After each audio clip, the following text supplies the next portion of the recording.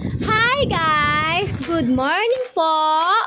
Naka-helmet po kami ni baby kasi nga po, yan, magti-train na po ako na angkas-angkas si baby kasi soon to be hatid sundo ko po siya kapag mag-start na po siyang mag-school.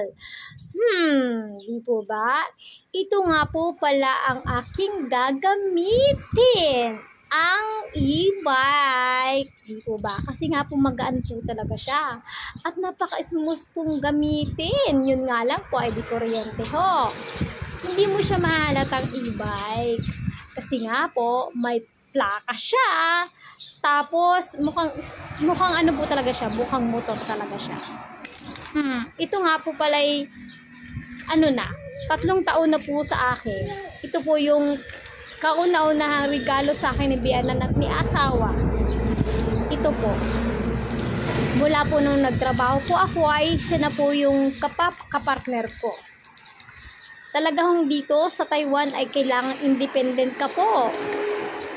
Di po ba? O, yan. Panoorin niyo po ako. Di po ba? Pwede na po ba? Ha, ay siya. Sige po, ako po'y magpapaalam na. Babu, ingat po lahat. God bless.